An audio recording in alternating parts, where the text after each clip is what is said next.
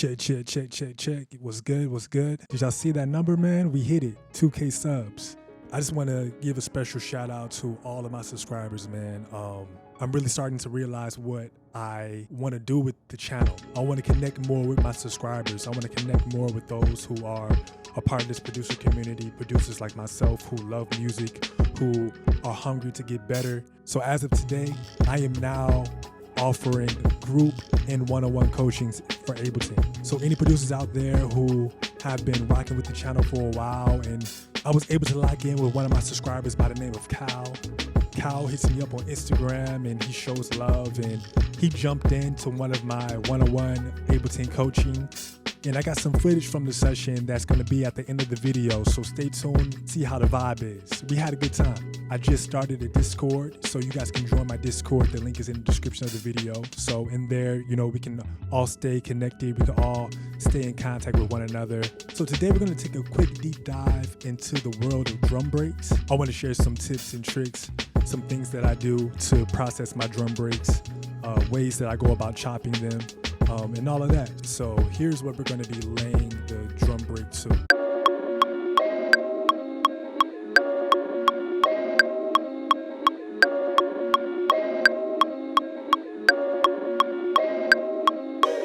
Simple vibe. And here's our drum break.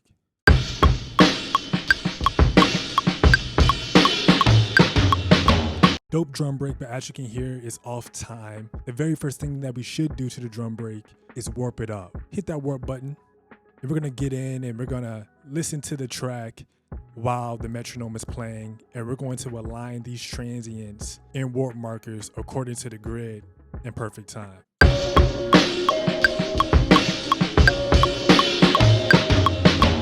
All right, so let's start here. Let's drag this onto grid and place that marker by double clicking. Let's go ahead and drag this warp marker back. This is super early right here. We can go ahead and drag that back.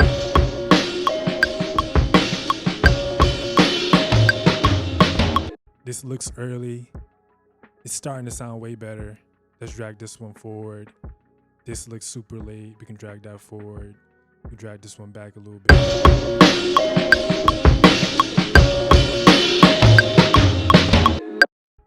Okay, so we're pretty much there. This filling at the end does not need to be perfect.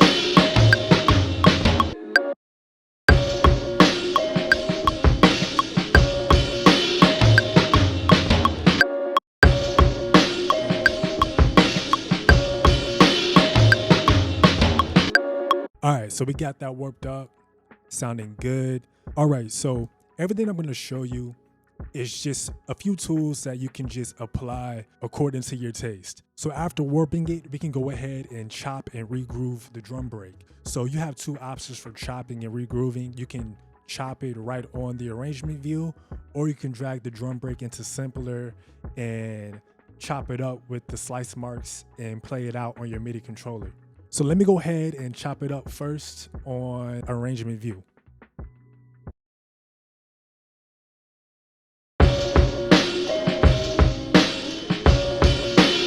Yeah, literally just moving around pieces, trying to get a groove.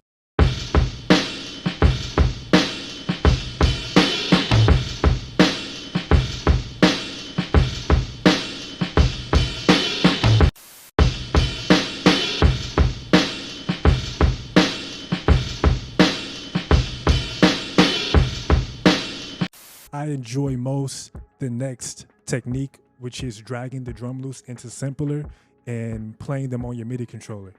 All right, so we have our drum break in simpler right now, and when you go to slices, simpler automatically puts a whole bunch of slices on your sound. So I can just go ahead and play my pads.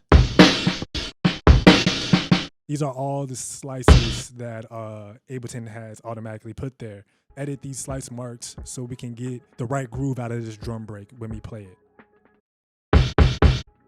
I want this to ring out, so I'm going to double click to start removing different little slice marks.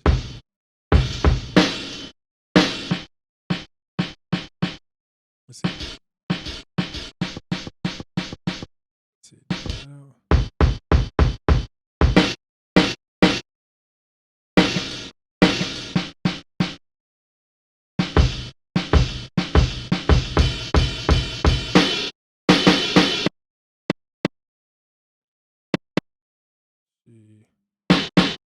All right, let's see what we can do now with it.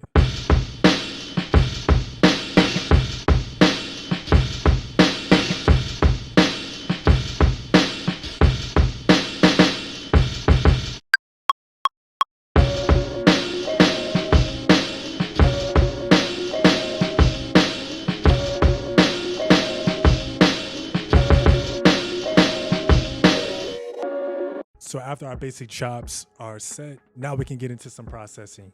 Depending on what you're going for, you may want to consider maybe pitching your drum break. I prefer you using this tool called Torque. It's from Waves, and it's an amazing pitching tool for percussion. I love it so much because it keeps and it saves the punchiness of your sound no matter where you pitch it to. So as you can see right here, I have the torque knob turned negative 140 cents. You're gonna notice that the drum break has a lot more of a sub presence in the mix. And let's A and B it with the original sound. So I'm gonna mute torque. So this is the original sound, and then I'm gonna bring in torque.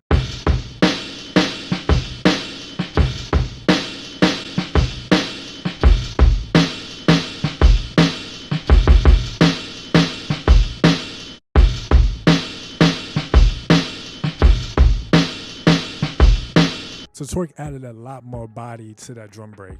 The next tip, you can either truly just take it or leave it, just like every other tip that I ever present in my content, because at the end of the day, music is really subjective and it's all emotion based. And as a producer, you're telling the story. Who am I to tell you that you're telling your story wrong, right? Sometimes I feel like it's good practice to apply reductive EQ to all of your sounds. Now, with a drum break like this, the reason why it's a dope drum break to me is because it is naturally dirty.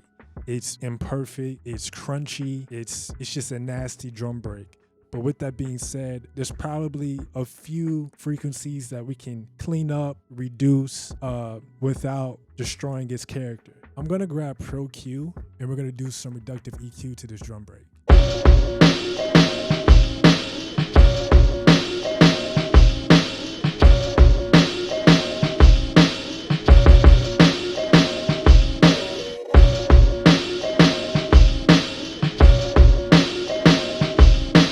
And like I mentioned before, I don't want to clean up the drum break too much. I love the fact that it's dirty. I love the fact that it's gritty.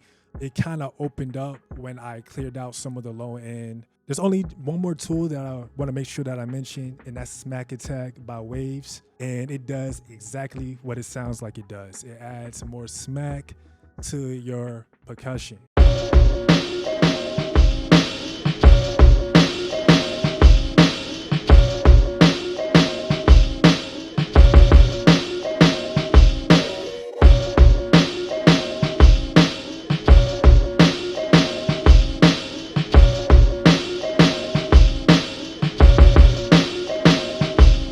So let's A and B with Smack Attack.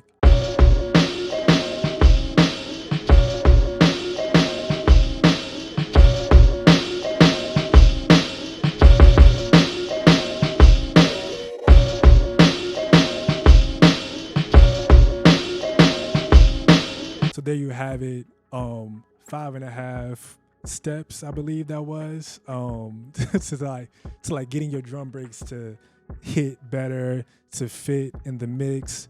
We covered everything from warping to transient shaping to pitching and rechopping and regrooving, all of that good stuff.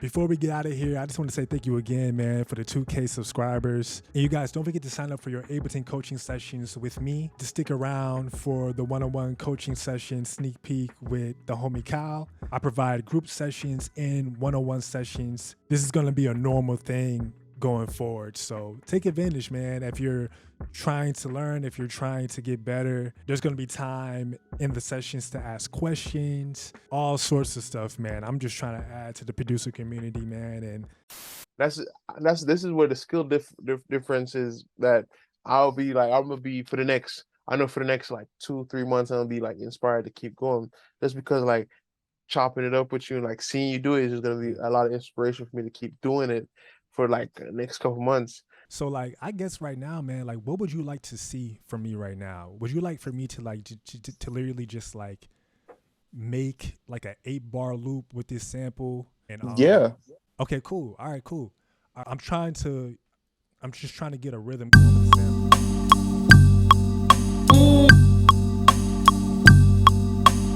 I want it to be different for this one. So let me find another random chop.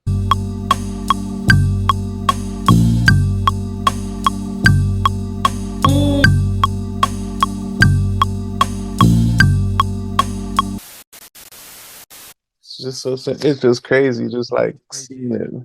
Hey, what's crazy? It's just like everything just came together. No hats, no nothing. Yeah. It's just like the drums and the clap. So when you said that you wanted to be the producer that you wish was around, man, I felt that on every level because I have like I said, I have so many questions, and it's just like they're questions for a long time that I know no one else is gonna answer. Because like, and even when you said like you gave me the sauce, it's like I don't know why like the older heads won't, like they've already made it, they've done it, and even if you give them this, like give us the sauce, what is the, who says we're gonna be just like you? Right. They're already veterans, so why are you Right. scared to give the knowledge or at Yeah. least share the knowledge? It's fear. It's definitely I don't fear, know. bro. I mean, at the end of the day,